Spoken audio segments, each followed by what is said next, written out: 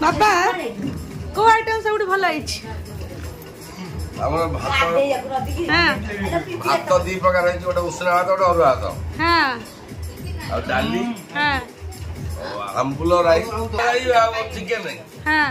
सबुठार the best हो आंबुल rice तम भौणी जोटा करछंदी ना कोन मो भौणी नहीं जे रांदिला पाती जे टेस्ट ना ताना आटा कहजो तम भौणी जा कर तम भल लागियो हो देसी चिकन ता बेसी बढ़िया लागो देसी चिकन आज आम प्रफुल्ल आम दादा बने देसी चिकन हो हैं तते खट्टा हो हो तते भल लागत